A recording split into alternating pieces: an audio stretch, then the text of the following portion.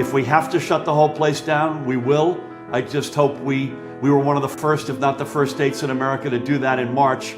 I just hope we can avoid it again this time.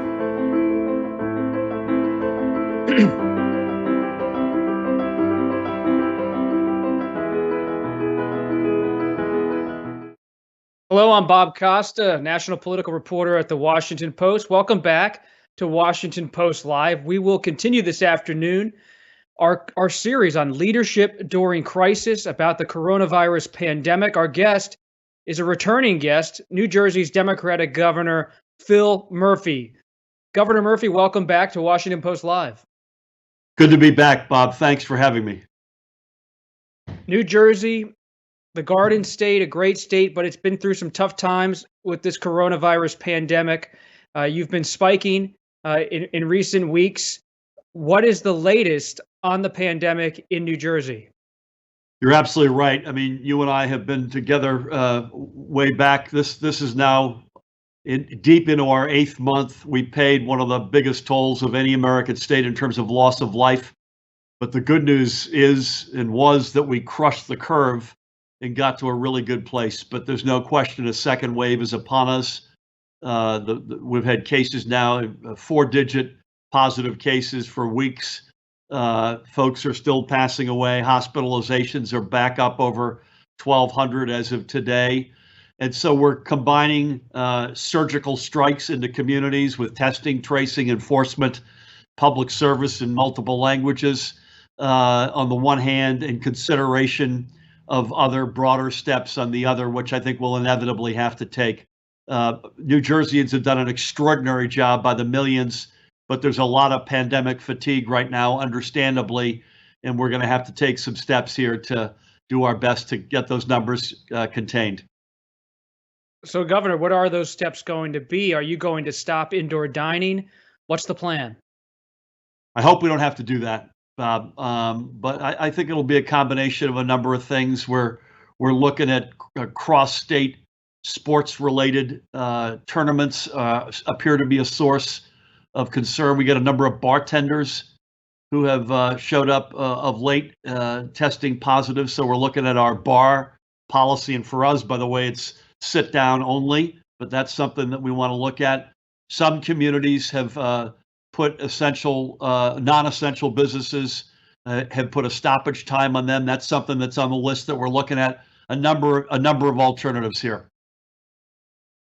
You've seen across the pond, the British Prime Minister Boris Johnson, they're going to another lockdown, another shutdown of businesses. Is that going to be necessary in New Jersey? You're not Arizona. You have cold winters in Jersey. We do. Listen, Bob, I hope not, but we have to leave everything on the table.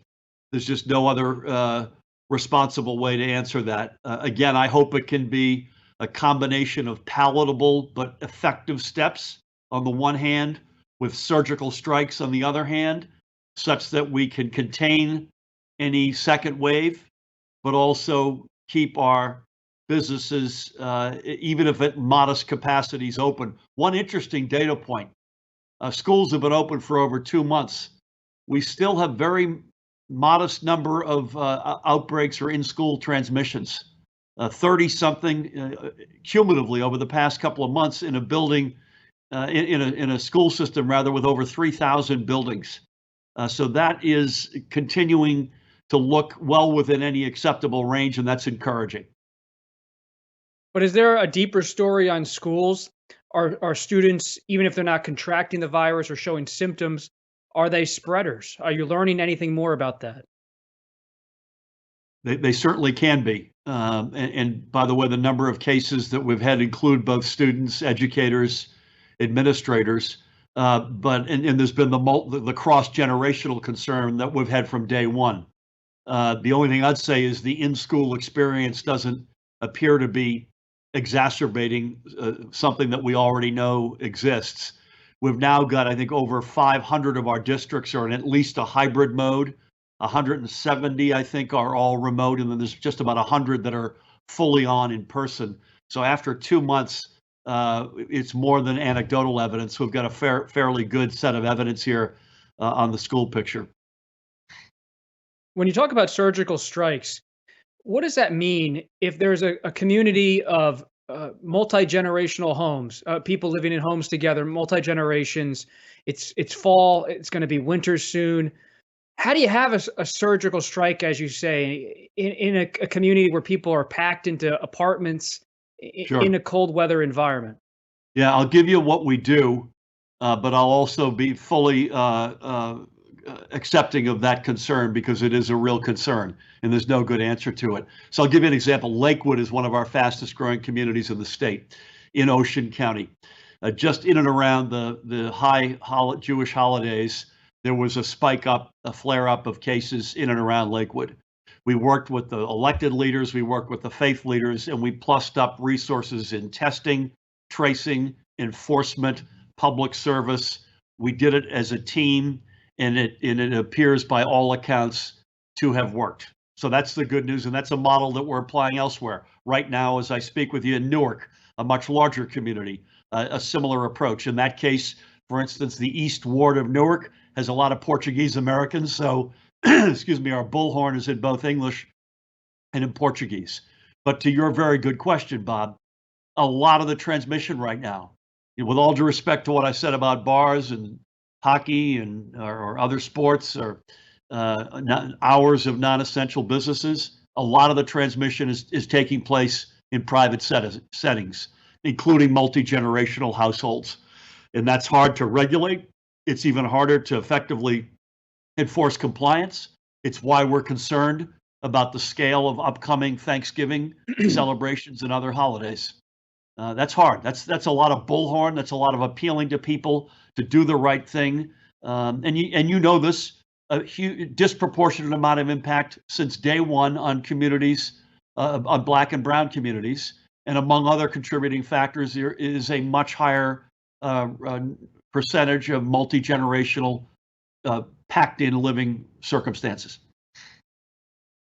Governor, when you used the word pandemic fatigue a few minutes ago, but what about pandemic legal liability for your executive orders? You've been pretty forceful as an executive, issuing different edicts about how people should comply with state rules and regulations, not just state workers, but private sector workers. Have you faced any kind of legal challenge to what you've been doing in New Jersey? Yeah, we've faced legal challenges, and as I sit here today, and I'm not trying to brag about this, we're undefeated. You raise a good point. There's an executive order that just went into effect largely this morning at 6 a.m. on workplace conditions and the obligations of employers on the one hand and the rights of employees on another. And I should say that the overwhelming amount of employers have been doing the right thing and didn't need this executive order to force their hand. But we want to make sure that they are doing the right thing across all workplaces. We owe that to the workers in this state, but B, it's another weapon. This is another weapon. We don't have that many weapons against this pandemic. In the absence of therapeutics, in the absence of a vaccine, it's the basic stuff: social distancing, face coverings, washing hands with soap and water, etc. This gives us another weapon in the workplace to hopefully get at the cases and reduce them. What's the reaction of the small business community in New Jersey? Listen, they're in a world of hurt to begin with. So today is not like the earth fell upon them. They've been in an awful shape. I think they're accepting. I mean, they're. I just got off the phone with one a short while ago. Our Economic Development Authority helped out this little mom and pop shop that does home decorating, and she said to me, "Listen, it's crushed my business, but I understand it. I think most people are in that position. I will use this opportunity, Bob, though, to scream out. I hope sooner than later, in the lame duck and not waiting until January, we need another huge dose of federal stimulus. And a big chunk of that should be going to our small businesses who are in desperate need, restaurants, bars, and small businesses generally. We can't leave people hanging, folks who are unemployed. We built as a country a nice economic bridge in the spring into the early summer, and that bridge has been taken out from under the feet of small businesses and workers. We've got to get back to that ASAP. So here in Washington, the Congress is going to consider a stimulus package in the coming weeks. Who knows if it's actually going to get passed? We've been talking about this for a long time. But let's say Senator Booker gives you a call, or Senator Menendez, and they said, hey, look, the Republicans gained seats in the House. It's a narrow, almost deadlocked Senate on the horizon. We can't have every single request we want in this stimulus package for New Jersey. It's going to be maybe narrower in scope than it would have been a few weeks ago. What's a must-have for your state in the next package? So, Bob, don't get mad at me. I don't accept the premise of the question. I mean, this is about America. It's not just about New Jersey. It's about red states, blue states. We need, you know, that phrase, go big or go home? The Republican Senate. But they haven't gone big, and they've stayed in Washington. There hasn't been a bill for quite some time. I mean, it's come on. I mean, and I blame it on the Republican Senate more than I do on the administration in this case. It's got to have state and local aid. It's got to have extension of unemployment insurance, small business support. It's got to have help for hospital systems, transit systems, the basic stuff. These are not, gosh, if we got 3 out of these 4, we'll be okay as a country or any given state. We need it all. This is a historic moment, and we're coming up small, and we'll pay an enormous price for that in the years ahead if we continue to come up small. Is the president coming up small?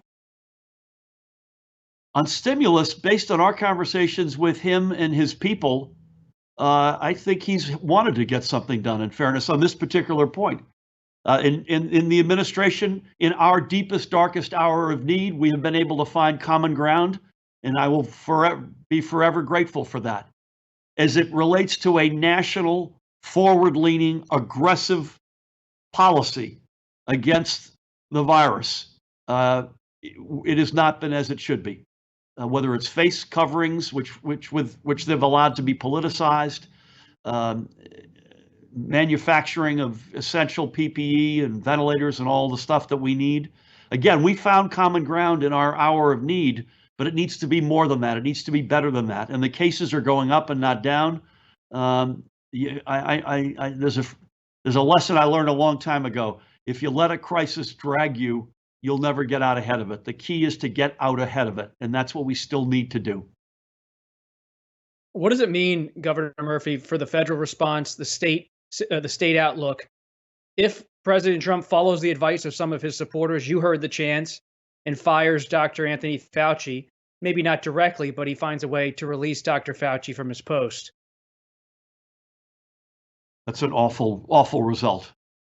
Tony Fauci has been great to New Jersey, both publicly and privately with me and my team, and helping us get through this. He's married to a Jersey gal. I have to make sure I get that on the record. He's been phenomenal, and he calls balls and strikes. I mean, he's been great with us even when he was telling us stuff that wasn't terribly pretty to hear. The nation is screaming out for role models who are responsible, who stand for the right things, who do the right things. That it's a Churchill moment. Remember early in the war, before the Americans had gotten in and the Germans had just clobbered everybody on the continent, Churchill both told folks the tough, hard truth, as bad as it might be, but also gave folks a path of hope. That's what Tony Fauci does. That's what we need more of, not less of, right now in our country. Sounds like you just read Eric Larson's The Splendid and the Vile. It's a good book about Churchill and the Blitz. Absolutely. I did read it about 6 months ago. It's one of the better books. He's a great author. I was the U.S. ambassador to Germany in my prior life, and read his In the Garden of Beasts, which is another extraordinary book about 1930s Germany. Are you learning any lessons from the European experience? You have more close contacts there than probably any other governor. Yeah, I mean, that's a fair point, particularly the Germans, but we are in touch with a lot of folks in a variety of countries there, Italy as well. One painful lesson is this thing can come back, and it is coming back. We're living it ourselves, but they're probably a half a beat or two ahead of us. And I think we've got a good amount of back and forth, both just anecdotal, looking at what they're doing, but also speaking with them. And it informs our steps without question. We also look at what other American states are doing. We've got a regional compact here. We rely especially on New York and Connecticut. So we do look at Europe. We look at anywhere in the world where we think, A, there's a danger that we may not be anticipating, or B, where there's a step that's being taken that we think may make sense in New Jersey. And there's a lot of that going on. Governor, you don't have to name names here, but I would love your candid view of this question, your candid answer. You're in touch with pharmaceutical CEOs. They're stretched along Route 1 in New Jersey. That's a powerhouse industry in your state. They're developing vaccines at this moment. There's concern in Washington, particularly among Democrats, that the process is being politicized by President Trump and the way he's handling it and trying to force it forward. Are pharma executives in conversation with you in confidence expressing alarm about how the administration's handling the vaccine, or do they think it's pretty smooth sailing? What's the real take? Yeah, I don't want to speak for them, and you're right, we're in touch with them all the time, and medical experts more broadly, and scientists. This is obviously something that I'm not one, but we spend a lot of time in their company. And New Jersey, you're absolutely right, has a disproportionate presence of bio and pharmaceutical companies. I don't want to speak for them, but I will say this. They have been consistent, and that's something that I want to make sure that folks hear that, because it's been refreshing for me. They're not going to do anything, at least in the conversations I've had, that's going to put their brand, put their reputation at risk. They're going to do this in the right, responsible way. I had a concern. I think a lot of people had a concern. I'm going to go back and say sort of August, September. In the conversations that we've had, and by the way, we've got a federal, obviously, reality, but then in New Jersey, both in how we distribute it equitably, but also how we kick the tires. We obviously, as you say, deal with the private sector folks. I don't have that concern today. I actually do believe that the checks and balances are real. They're sufficient, and you do have people who are the folks you'd want to have at the table, like Tony Fauci, very much involved in this. So the answer is, I feel good about it today. Again, I'm not a medical expert. I'm not a scientist, but we lean on their input and advice. And I'm convinced these companies would not put themselves on the line unless it was they were doing this in a responsible, typical way. And I believe that is the case. When you say kick the tires, Governor Murphy, does that mean you're going to have an independent review of a vaccine in New Jersey, or if the FDA approves a vaccine as safe and efficacious, you're ready to help implement its distribution in New Jersey? Yeah, it means both. It means both. So we will rely on the feds, but we have our own independent commission and council in the state, both in terms of efficacy and safety on the one hand, but also equitable distribution on the other. And we will continue our very close engagement with the corporations that have been developing this, whether it's Moderna or J&J or Pfizer or AstraZeneca, whoever it might be. We're in touch with them constantly, and we will continue to do so. Are you worried that some New Jersey residents will just simply not take a vaccine because they fear vaccines? And what's your plan to deal with that type of person? I am worried. There is a minority, but very well organized, vocal bloc of so-called anti-vaxxers, and that is a legitimate concern. I don't think it's beholden only to New Jersey, but it is a concern. And part of our plan, and our Commissioner of Health, Judy Persichilli, has done a brilliant job at this, is public relations, public engagement, and that is underway. We are not going to wait until we have the vaccine to begin that process. We want to make sure folks know that if it isn't safe, if it isn't efficacious, we're not going to proceed. But if we do proceed, they have to know that at many levels, we have done that tire kicking that you asked me about, both federally, locally, as well as with private sector, other research universities, et cetera, and that it is safe. And if it weren't, we would not be going forward. But that is a concern without question. Speaking of the issues of safety, marijuana has now been legalized in New Jersey. That's an initiative you supported. You support the legalization, but what about the real world consequences of marijuana legalization? Have you studied what has happened in Colorado?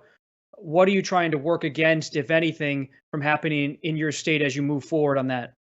Yeah, I've been for it for a long time, and I'll tell you how I got there. But one of the things I've always said is I'm glad we weren't the first state to go down this path. because you can learn a lot from other states. So what happened on Tuesday, if folks who are watching did not see this, we had a referendum on the ballot that passed overwhelmingly, I think 2-1, that we would begin the process of legalizing adult use, 21 and up, recreational cannabis. We were one of the first states to have medical marijuana. My predecessor didn't really build that industry out. We have built that out aggressively, but this is a big step in the recreational side. I got there for a very simple reason. We inherited a state that had the widest white, non-white gap of persons incarcerated in America, and the biggest contributing reason was low-end drug offense. So we said, you know what, that can't go on. So I got to supporting this. I'm a father of 4. This was not a natural act for me. I got there because of social justice, and we've been pounding away. We tried to do it legislatively and could not get it done. The will of the people was always overwhelmingly in favor of it, and it got done in a big way on Tuesday.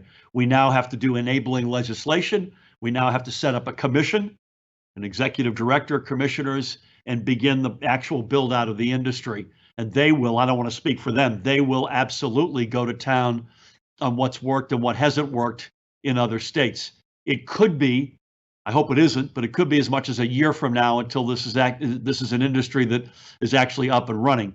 There's a possibility that the medical distributors, assuming they could prove that they've got enough supply for their medical patients or customers, will be able to get started sooner on the adult side. But that's where it is, and I'm thrilled we're able to take this step. Let's talk about the Democratic Party, your party. A complicated night on Tuesday. We're still seeing if Vice President Biden is actually going to be president-elect. Republicans made some slight gains in the House. The Senate looks very tight. We'll see if that remains in Republican control or not. But Governor Murphy, I remember in 2009, I went to cover the gubernatorial race in New Jersey, Corzine versus Christie. It was the first year of the Barack Obama presidency. And Chris Christie, a Republican, was able to win in New Jersey, a blue state, in 2009 during the pursuit of the Affordable Care Act as the Democratic Party went after that issue.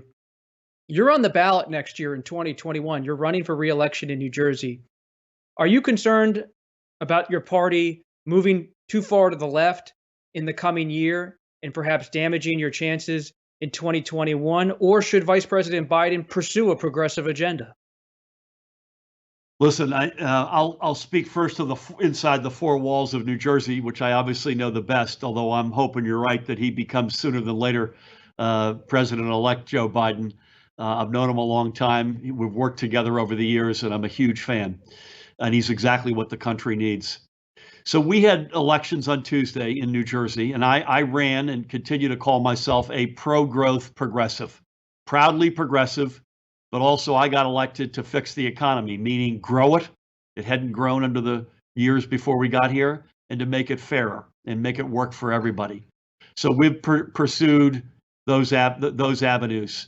And I would say so far, almost 3 years in, we've been exactly the governing administration that we predicted would be as candidates. We passed a millionaire's tax. We have marijuana. We've fully funded public education. We're the #1 public education system in America. We're investing in infrastructure. So we're not just progressive for the sake of being progressive. We're progressive because we believe that's how you build the best state. And that's how we're going to continue to build it. Will we be focused on job growth like a laser? Property tax relief, you betcha. Making sure folks say, you know what, this is a state where you get good value for money, even if it's not the lowest cost state to live in America. I think beyond the 4 walls of New Jersey, as I mentioned a minute ago, Joe Biden is exactly what this country needs right now, and I think what our party needs right now. And with the Senate in the other party's hands, it looks like, although I'm holding out hope, you never know. But if that is the case, this is a guy who, as president, is going to have to find common ground. And that literally is this guy's entire life. You couldn't, if you said, okay, the president is going to be defined over the next number of years as someone who is able to be principled as a Democrat, so not sell out his principles, but also someone who's adept and earnest about finding common ground. I don't think there is anybody alive today, maybe in our history, who is better built for that particular position. I expect it will be smart, progressive administration in Washington. It'll certainly be an administration that is laser focused about bringing us together as a country, letting the politics fall where they may.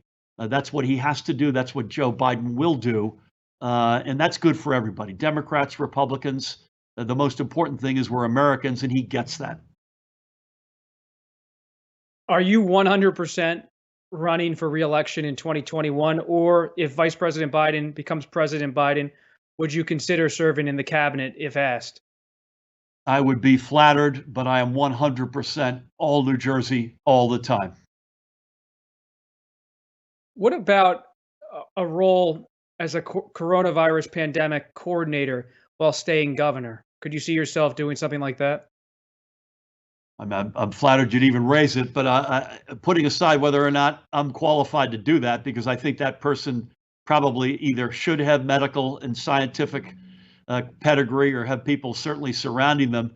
I'd be concerned, Bob, about my day job. I've got to be laser focused 100%. It's one thing to be, I'm the chair of the Democratic Governors Association. It's one thing to put an hour here or there to get on a Zoom or make calls, consult with candidates, raise money, whatever it might be. But 99.9% of my life is managing the state of affairs in New Jersey. And particularly with a pandemic that's reemerging, I just can't see how that could coexist with doing my day job with something of that significance. Final question, Governor Murphy. When you step back this week and look at the election, the American people did not give a huge repudiation to President Trump. That seems to be pretty evident from the results, despite a very turbulent 4 years. What does that tell us about America? What does the election in 2020 tell us about America? It's a great question, Bob. I mean, it tells me once again that the experts who claim to know where our heartbeat and pulse is have gotten it maybe not completely wrong, but they got a lot of this wrong. And I'm not sure I understand why yet. I haven't done any forensic study. It's probably too early. The part that got right, though, importantly, is the country is, and I hope it's sooner than later, and I hope everybody does the responsible thing here. The country did get it right in terms of who they need as our president to try to bring us together again and to try to heal our nation. So that part, again, it may be tighter than folks had wanted or expected, but we got that right. Again, I'm God willing, and I hope that that's where it ends up in Joe Biden as president-elect Joe Biden. But I think we have to acknowledge that we've got big differences still in our country. We have to accept that, and we can't vilify each other. We can't call the other folks out. We've got to figure a different, not just our style, but our substance of governing. Try to get back to finding the commonality, the things that do bind us together as Americans. And I think that's the closeness of this election screams out the need for that. And I'm hoping that as a nation led by President Joe Biden, that we do exactly that. Governor Murphy, thank you very much for your time this afternoon. Appreciate it. Thanks for having me, Bob. And thank you all for joining us for another edition of our series on leadership during the pandemic. And we've been speaking with governors for months now and mayors, people who really are dealing with the coronavirus day to day as a real life issue and not just as a political issue, but as something that they're managing in their towns, in their cities, and in their states. We'll get back to politics, though. On Friday at 1 p.m. Eastern, Election Daily, my show with newsmakers and reporters will continue. We will have on Friday at 1 p.m. Eastern, Andrew Yang, the former Democratic presidential candidate. I wonder if he will end up in Vice President Biden's cabinet or in some kind of role in the administration. If that ends up being in an administration, we're still waiting on the count and what happens in Nevada and other states. Other guests on Friday will include Andrew Yang and Keisha Lance Bottoms, the mayor of Atlanta. I'm just looking at my notes here. And she's been with Washington Post Live before. Atlanta is a battleground right now in the vote count as the mail-in votes come into Atlanta, Fulton County. So we'll talk to Mayor Lance Bottoms, Andrew Yang, and always more to come here at Washington Post Live. Go to WashingtonPostLive.com for our entire slate of programming. I hope you join us for all of it. I'm Bob Costa, and we'll see you tomorrow at 1 p.m.